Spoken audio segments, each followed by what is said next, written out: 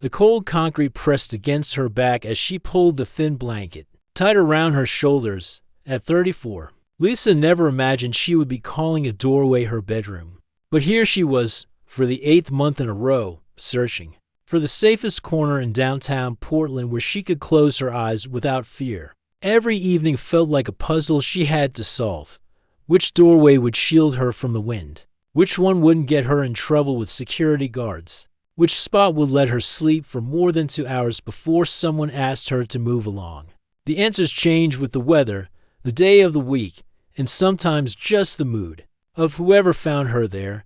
Lisa had developed a routine that kept her alive. She would wake up before the sun, when the city was still quiet and the business owners hadn't arrived yet. Those early morning hours were precious because nobody bothered her then. She would fold her cardboard carefully, shake out her blanket, and pack everything into her worn backpack. The same backpack she had carried to work just 9 months ago, when she still had a job cleaning hotel rooms. The pandemic had swept through her life like a storm, taking everything with it. First, the hotel closed down, and she lost her job. Then the small savings she had disappeared quickly when the bills kept coming. But the paychecks stopped. She tried to find other work, but everywhere she went, the story was the same. No jobs, no openings. Maybe next month, they would say, but next month never came. Her tiny apartment had been her pride and joy. It wasn't much. Just a studio with a small kitchen and a bathroom she didn't have to share with anyone. But it was hers.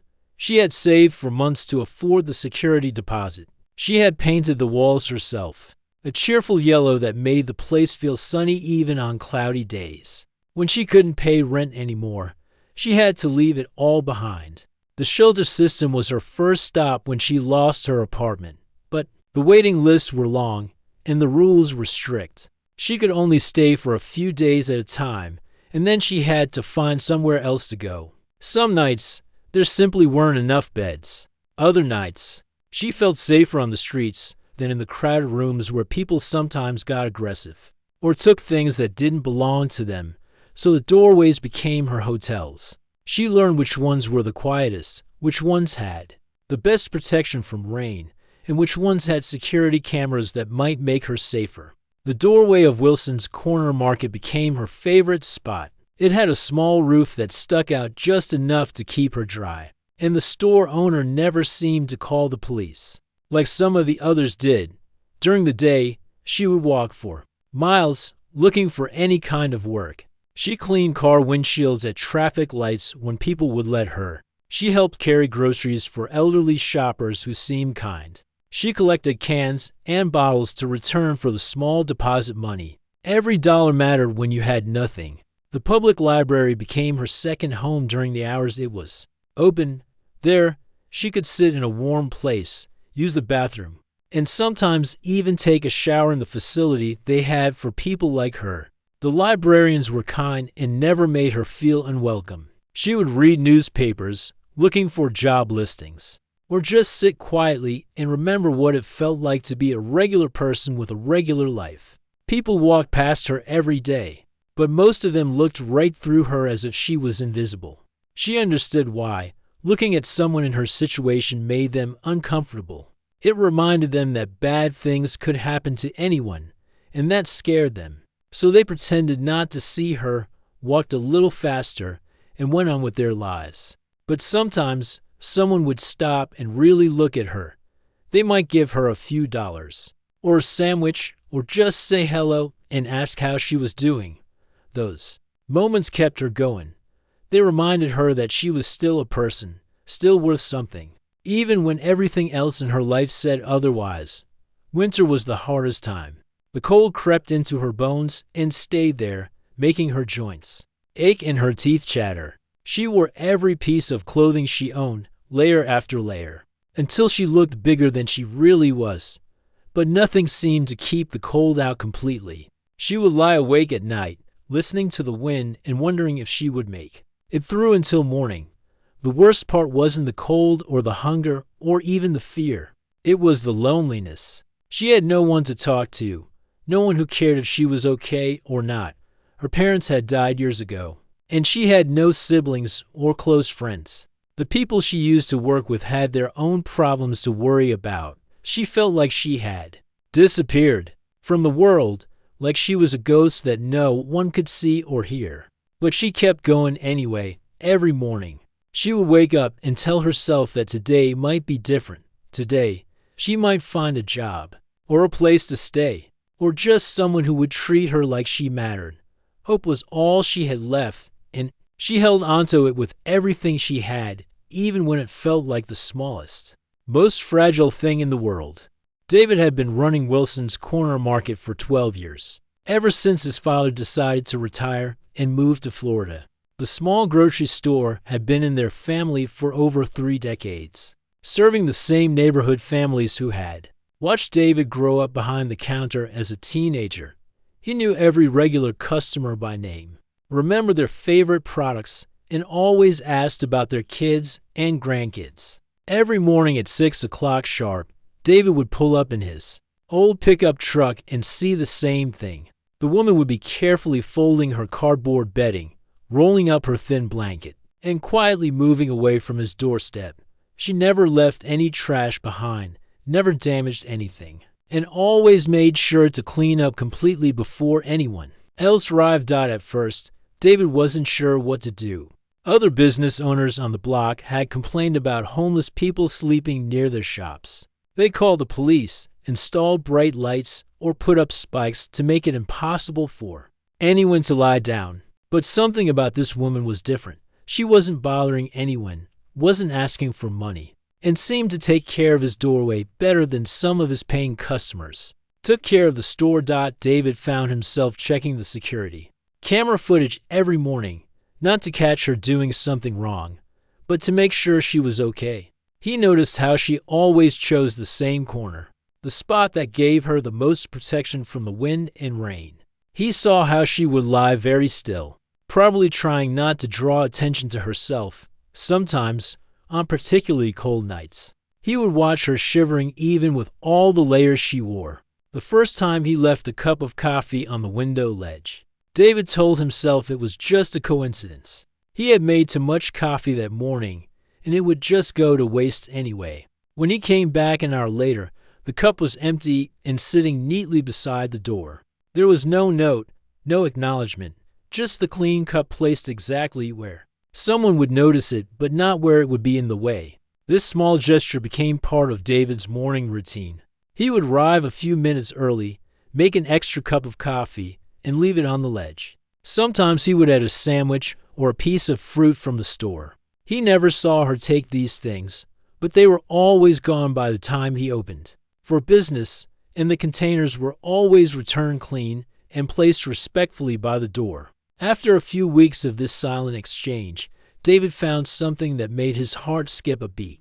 Tucked under the empty coffee cup was a small piece of paper, torn from what looked like a notebook. In careful handwriting, it simply said, "Thank you. You are very kind." The note was signed with just the letter L. David kept that note in his shirt pocket all day. He had never expected any acknowledgement, but knowing that his small kindness meant something to this woman made him feel lighter somehow. He started looking forward to these morning exchanges more than he cared to admit, in a world where people seemed to be getting more disconnected and less caring. This simple ritual reminded him that small acts of kindness still mattered. The notes continued. Sometimes they were just "thank you again" or "the coffee was perfect." But gradually, they became a little longer. "Hope you have a good day" or "thank you for seeing me." David began to understand that for someone living on the streets, being treated with basic human dignity was rare and precious. David's own life had been lonely since his wife passed away 2 years earlier. The house they had shared for 15 years felt too big and too quiet. He threw himself into work, staying at the store later and later each night, because going home meant facing the silence and the empty rooms. His morning coffee ritual with the woman outside had become the brightest part of his day. He started paying more attention to the weather reports, worrying about her when storms were coming. He noticed that she never asked for anything directly, never knocked on his door or approached him when he was opening the store. She maintained her distance, perhaps understanding that their arrangement worked because it respected boundaries that both of them needed. The other business owners began to notice David's different approach. Mrs. Patterson from the hair salon next door asked him why he didn't just call the police like everyone else. David found himself defending the woman, explaining that she wasn't hurting anyone and that she actually kept his doorway cleaner than most customers kept the store. He surprised himself with how protective he felt. One evening, while reviewing the security footage, David watched the woman during a particularly harsh rainstorm. She had pressed herself as far into the corner as possible, but the wind was driving the rain sideways, soaking her completely. He could see her trying to protect something in her backpack, probably the few possessions she owned. She never complained, never banged on his door for help, just endured the storm with quiet dignity. That night, David made a decision that would change everything. He couldn't watch this brave woman suffer through another winter on his doorstep without doing something more meaningful than leaving coffee and sandwiches. He had an apartment above the store that had been empty since his wife died. He had the resources to help, and more importantly, he had grown to care about what happened to the stranger who had somehow become part of his daily life. The next morning, David left his usual coffee and sandwich, but this time he added a note of his own. "My name is David," he wrote. "I own this store. I hope you don't mind me saying that I've been worried about you, especially with winter coming. If you ever need anything, or if there's any way I can help, please don't hesitate to ask. You seem like a good person who deserves better than sleeping on concrete." When David returned later that morning, he found a longer note than usual waiting for him. "Dear David," it began, "my name is Lisa. Thank you for your kindness. I never expected to find such a good person in such a difficult time. I don't want to be a burden, but knowing someone cares means everything to me." David smiled as he read the note, realizing that their silent friendship had grown into something real and meaningful. He had no idea that in just a few more days, a winter storm would push him to make an offer that would change both of their lives forever. The weather report had been warning about the storm for 3 days. February in Portland was always harsh, but this was going to be different. The meteorologist spoke about record-breaking temperatures, heavy snow, and winds that could knock down power lines. David watched the forecast with growing worry, not for his store or his own warm apartment, but for Lisa, who would be facing this storm with nothing but cardboard and a thin blanket. By 8 o'clock that evening, the temperature had already dropped to 25 degrees. Snow was falling steadily, not the gentle flakes that children love to catch on their tongues, but the heavy, wet kind that soaks through everything and makes walking dangerous. David had closed the store an hour early, but instead of going home, he sat in his apartment above the shop, staring out the window at the doorway below. Lisa had arrived at her usual time, but David could see that tonight was different. She was moving more slowly, and even from his window, he could tell that she was already shivering. She had wrapped herself in what looked like a plastic tarp, probably something she had found in a dumpster, but it wasn't enough. Nothing would be enough for a night like this. David tried to watch television, tried to read, tried to do anything that would distract him from the woman huddled in his doorway. But every few minutes, he found himself back at the window, checking on her. The snow was getting heavier, and the wind was picking up. He could see her trying to adjust her position, trying to find some angle that would protect her from the worst of it, but there was no good angle. Not for weather like this. At 11 o'clock, David made himself a sandwich and a cup of hot soup, telling himself he needed to eat something. But as he sat at his small kitchen table, all he could think about was Lisa down there, probably hungry, definitely cold, and facing what could be the most dangerous night of her life. He had read stories about people who didn't survive nights like this, people who fell asleep in the cold and never woke up. The wind was howling now, rattling the windows of his apartment. David walked to the window again and looked down. Lisa was pressed as far into the corner as possible, but the wind was driving the snow sideways, and there was no escape from it. He could see her trying to cover her head with her arms, but her whole body was shaking, not just shivering anymore. but the kind of shaking that meant her body was fighting to stay warm. That's when David made a decision that surprised even him. He grabbed his keys, put on his coat, and headed downstairs to the store. His heart was pounding as he walked through the dark aisles, past the shelves of groceries, to the front door. He had never done anything like this before, had never gotten directly involved in someone's life this way. But he couldn't sit upstairs in his warm apartment while someone might be dying just below him. David knocked gently on the glass door, not wanting to startle Lisa but needing to get her attention. When she looked up, he could see the fear in her eyes. She probably thought she was in trouble, that he was finally going to tell her to leave like all the other business owners had. But David held up his hands in a peaceful gesture and pointed to the door handle. "Lisa," he called through the glass, his voice muffled but clear enough. "It's David, from the notes. Can you hear me?" She nodded, still looking uncertain and scared. "This storm is too dangerous," David continued. "Nobody should be outside in this weather. Would you please come inside, just for tonight, until the storm passes?" Lisa stared at him for a long moment, as if she couldn't believe what she was hearing. People had been telling her to move along for months, to find somewhere else to go, to stop bothering them. But here was someone actually inviting her in, offering her shelter when she needed it most. "I don't want to cause any trouble," she said, her voice barely audible through the wind and glass. "You won't cause any trouble," David replied. "I promise. I just can't let you stay out here tonight. Please." When Lisa stood up, David realized how much the cold had affected her. She moved slowly, stiffly, and he could see that her hands were shaking so badly she could barely hold her backpack.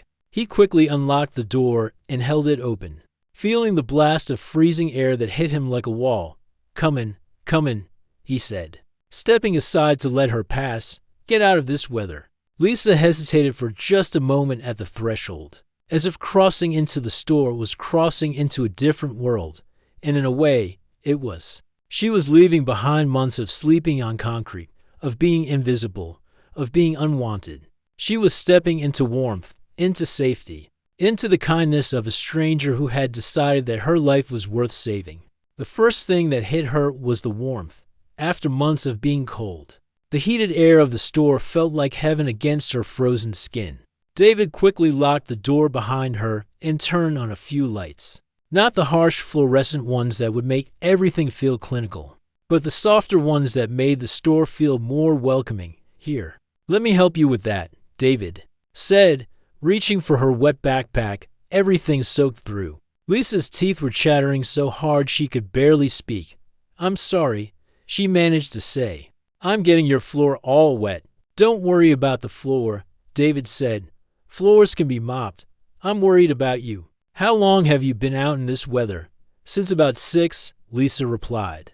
"I tried to find somewhere else, but everywhere was closed or had signs saying no loitering." David felt a surge of anger at the other business owners who had turned her away, but he pushed it down. What mattered now was getting Lisa warm and safe. He disappeared into the back room and returned with an armful of blankets from his apartment, along with a thermos of hot coffee and a container of soup that was still warm. "I kept this heated up just in case," he said, handing her the soup. "I was hoping you'd come in." Lisa took the container with hands that were still shaking, and David noticed that her fingers were white and stiff from the cold. She had been closer to frostbite than he had realized. The thought of what might have happened if he hadn't brought her inside made him feel sick. "Why are you helping me?" Lisa asked, her voice still shaky, but stronger now that she was warming up. "You don't even know me." David sat down on a crate of canned goods, keeping a respectful distance but staying close enough to talk. "I know enough," he said. "I know you're kind, because you always leave thank you notes. I know you're respectful, because you never leave a mess or damage anything. I know you're brave, because you've been surviving out there for months. And I know you're a good person, because good people recognize other good people." Lisa looked at him with tears in her eyes. "I haven't felt like a good person in a long time," she said. "I've felt like nothing, like I disappeared from the world." "You didn't disappear," David said gently. "You're right here, and you matter. You've mattered to me every single morning for months now. Our coffee ritual has been the best part of my day." As Lisa sipped the warm soup and gradually stopped shivering, David found himself telling her about his own loneliness, about his wife who had passed away, about how empty his life had felt until their silent friendship had given him something to look forward to each day. And Lisa, feeling safe for the first time in months, began to tell him her story too. They talked until dawn, to strangers who had become friends through coffee and notes, now becoming something more like family through honesty and shared warmth on the coldest night of the year. The first morning Lisa woke up in the apartment above Wilson's Corner Market. She couldn't remember the last time she had slept so deeply. The bed was soft, the room was warm, and for the first time in months, she hadn't spent the night worrying about whether she would be safe until sunrise. But as wonderful as it felt, she also felt overwhelmed by David's generosity and determined not to take advantage of his kindness. David had offered her the spare bedroom in his apartment, the one that had been empty since his wife passed away. He had been honest about his loneliness, about how having someone else in the space might help them both. But Lisa couldn't just accept charity, no matter how much she needed it. She had to earn her place here, had to prove that she was worth the risk he was taking on her. She was downstairs in the store before David even woke up, quietly organizing shelves and sweeping floors. When he came down at his usual 6 o'clock, he found her restocking the refrigerated section, moving carefully and methodically through tasks she had observed him doing during the months she had watched from outside. "You don't have to do this," David said gently. But Lisa shook her head. "Yes, I do," she replied. "I need to earn my place here. I can't just be a burden on you after everything you've done for me." David could see the determination in her eyes, the pride that had helped her survive on the streets. He understood that accepting help was hard for her, that she needed to feel useful and valued. So instead of arguing, he showed her how to use the cash register, how to check inventory, and how to handle the morning deliveries. What surprised David was how naturally Lisa took to the work. She had a gift for remembering customers' names and their usual purchases. Mrs. Chen, who had been shopping at the store for 20 years, was delighted when Lisa remembered that she preferred the organic milk and always bought extra bread on Sundays for her grandchildren's visits. "Where did you find such a wonderful helper?" Mrs. Chen asked David one morning, and he realized that Lisa had already become part of the store's daily rhythm. In just a few weeks, Lisa threw herself into learning everything about the business. She studied the suppliers, memorized the prices, and began to notice patterns in what customers wanted. She suggested reorganizing the produce section to make it more appealing, and sales actually increased. She started a small coffee station near the front of the store, serving fresh coffee and pastries to customers who were rushing to work. But it wasn't just about the work. Lisa began to connect with the community in ways that surprised everyone, including herself. When old Mr. Thompson came in looking confused and lost, Lisa gently helped him find what he needed and walked him to his car. When she noticed that teenage boy Jake was shoplifting candy bars instead of calling the police, she had a quiet conversation with him and learned that his family was struggling to afford groceries. "What did you do about Jake?" David asked after Lisa told him about the incident. "I told him he could work for 2 hours after school each day to pay for the candy, and maybe earn a little extra for his family," Lisa explained. "He's actually a good kid. He just needs someone to believe in him." David watched as Lisa transformed not just the store, but the whole neighborhood around it. She started a small bulletin board where people could post job openings or ask for help with odd jobs. She organized a weekly food drive where customers could donate extra groceries for families who needed them. She turned the store into a community hub where people felt welcome and valued. Meanwhile, Lisa was working on rebuilding her own life. She had enrolled in night classes at the community college, studying business management and nonprofit administration. David adjusted her work schedule so she could attend classes, and he often found her studying at the kitchen table late into the night. determined to make up for the time she had lost. "What do you want to do with your degree?" David asked one evening as they shared dinner in the apartment. "I want to help people like me," Lisa said, "people who are invisible, who everyone has given up on. I want to create programs that give them real opportunities, not just handouts." David smiled. "That sounds like something the world really needs." Lisa had also started reaching out to other homeless individuals in the neighborhood. She knew where they slept, what they needed, and how to approach them without making them feel threatened. She would bring them food from the store, connect them with social services, and sometimes convince David to hire them for small jobs. "You're taking risks," David pointed out when Lisa brought in her third temporary worker that month. "You took a risk on me," Lisa replied. "Look how that turned out." The transformation in Lisa was remarkable. The scared, broken woman who had slept on his doorstep was becoming confident, purposeful, and passionate about making a difference. She stood straighter, spoke more clearly, and had a light in her eyes that had been missing for so long. Their relationship had evolved into something deeper than employer and employee, or even landlord and tenant. They had become family. They shared meals, watched television together, and talked about their dreams and fears. David had found the companionship he had been missing since his wife died, and Lisa had found the stability and support she needed to rebuild her life. The apartment that had once felt too empty now felt perfectly full. Lisa had added plants to the windows, books to the shelves, and laughter to the rooms. She had hung pictures of their customers and community friends on the walls, creating a gallery of the extended family they had built together. 1 year after that snowy night when David had invited her inside, Lisa graduated from her business program. David closed the store early so all their customers could attend the ceremony. Mrs. Chen brought flowers, Jake wore his best shirt, and even Mr. Thompson remembered to congratulate her. "I have an announcement," Lisa said at the small party they held in the store afterward. "I'm starting a nonprofit organization to help homeless individuals get back on their feet. It's called Second Chances, and I'm hoping to use this store as our first headquarters." David beamed with pride. "I think that's the best idea I've ever heard."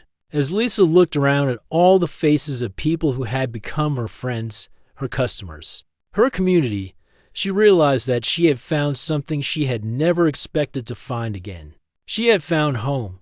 Not just a place to sleep, but a place where she belonged, where she was valued, and where she could make a difference in other people's lives. The woman who had once been invisible had become the heart of a community. The person who had felt worthless had discovered that she was capable of extraordinary things. And the stranger who had slept on a doorstep had become the daughter that David had never had, giving him purpose and joy in his later years. But their story was far from over. Lisa's nonprofit was about to change even more lives, and their partnership would continue to grow stronger with each person they helped and each life they touched. 2 years had passed since that freezing February night when David knocked on his own store window and changed two lives forever. The calendar on the wall of Wilson's Corner Market showed the same date, but everything else had transformed in ways neither of them could have imagined back then.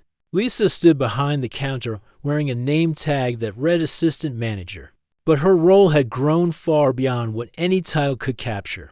The store had become the headquarters for Second Chances, her nonprofit organization that had already helped 43 people find housing, jobs, and hope. What started as a simple idea had turned into a movement that was changing their entire neighborhood. The morning rush was different now. Instead of just customers buying groceries, people came to check the job board that Lisa had expanded into a full community resource center. Local businesses posted job openings, volunteers signed up to help with various programs, and success stories were shared to inspire others who were still struggling. "Good morning, Mrs. Patterson," Lisa called out to the woman from the hair salon next door. "How did the interview go for your new assistant position?" "We hired him," Mrs. Patterson replied with a smile. "Robert starts on Monday. Thank you for recommending him. I never would have given someone with his background a chance before. But you were right about giving people second opportunities." Robert had been sleeping behind the dumpster 3 months ago. When Lisa found him, he had been a skilled barber. Before addiction cost him everything, but with the support of second chances, he had gotten clean and was ready to work again. Stories like his happen every month now, and each success made Lisa's heart feel like it might burst with pride. David watched from the coffee station as Lisa handled the morning crowd with grace and efficiency. She remembered everyone's names, asked about their families, and somehow managed to make each person feel like they were the most important customer in the world. He had seen her transform from a scared woman hiding in his doorway to this confident leader who was changing lives every single day. You know, David said during a quiet moment, I used to think I was helping you by bringing you inside that night, but I think you've helped me more than I ever helped you. Lisa looked up from the inventory sheet she was reviewing. What do you mean? This place was just a store before you came here. David explained. Now it's the heart of the community. You've given me a purpose I never knew I was missing. You've made me feel like my life matters in ways I never imagined. The afternoon brought its usual stream of visitors to Second Chances. There was Tom, a veteran who had been living in his car for 6 months before Lisa connected him with housing assistance and a job at the local auto shop. There was Amy, a young mother who had lost her apartment and was now working part-time at the store while attending classes to become a medical assistant. But the most touching visit came from someone unexpected. A well-dressed businessman walked in, looking around nervously as if he wasn't sure he belonged there. Lisa approached him with her usual welcoming smile. Can I help you with something? She asked. I'm looking for Lisa, he said. I heard about what you do here, and I wanted to meet you. I'm Lisa. What can I do for you? The man's eyes filled with tears. My name is Paul. 5 years ago, I was homeless. I slept in doorways, begged for food, and felt like the world had forgotten about me. I managed to get back on my feet, but I never forgot what it felt like to be invisible. I want to help other people the way someone once helped me. Paul had driven 3 hours to meet Lisa after reading about second chances in the newspaper. He owned a construction company now and wanted to partner with them to provide job training and employment opportunities. As they talked, Lisa realized that kindness truly did create ripples that spread far beyond what anyone could see. The evening brought the weekly community dinner that had become a tradition at the store. After closing time, they would push the shelves aside and set up tables where anyone could come for a free meal and conversation. Tonight was special because they were celebrating the second anniversary of Lisa's rescue from the streets. Jake, the teenager who had once shoplifted candy bars, was now a high school graduate working full-time at the store while saving for college. He had organized a surprise presentation for Lisa, complete with photos and stories from all the people whose lives had been touched by second chances. 2 years ago, this was just a place to buy groceries, Jake said to the crowd gathered in the store. Today, it's a place where miracles happen every day. Lisa showed us that everyone deserves a chance, and that sometimes the person who seems to need the most help is actually the one who has the most to give. Mrs. Chen stood up and shared how Lisa had helped her elderly neighbor find assistance with his medical bills. Mr. Thompson talked about how Lisa had arranged for volunteers to help him with his yard work when he became too frail to do it himself. Story after story filled the room, each one a testament to the power of one person who decided to care. David had prepared his own surprise for the evening. He had legally changed his will to leave the store to Lisa, ensuring that second chances would always have a home. But more than that, he had prepared adoption papers. At 62 years old, he wanted to officially make Lisa his daughter, not just in his heart, but in the eyes of the law. I never had children, David said as he presented the papers to a tearful Lisa. But I couldn't love a biological daughter more than I love you. You've given me a family, a purpose, and more joy than I ever thought possible at my age. Lisa hugged him tightly, unable to speak through her tears. The crowd erupted in applause, and she realized that she was surrounded by the kind of family she had never dared to dream of having. Not just David, But everyone in this room had become part of her chosen family. As the evening wound down and people began to leave, Lisa walked outside to the doorway where she had once slept. David had installed a small plaque there that read, "Where strangers became family, February 15th, 2023. Every night, Lisa would touch that plaque and remember how far she had come. But tonight, she did something different. She pulled out her phone and called the local news station. Second chances had grown beyond what their small store could handle, and they needed more space, more volunteers, and more resources. It was time to share their story with the world. "Hello," she said when the reporter answered. "My name is Lisa, and I have a story about what happens when someone decides to open their door to a stranger. I think it's a story that might inspire other people to do the same." As she spoke, David joined her outside, and they stood together looking at the plaque that marked the beginning of their journey.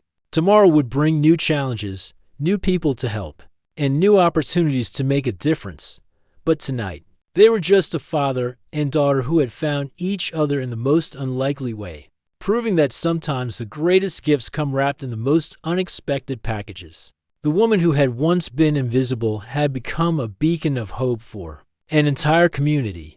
The man who had felt forgotten had discovered that his greatest legacy would be the kindness he had shown to a stranger, and the doorstep that had once been a symbol of desperation had become a monument to the power of human compassion.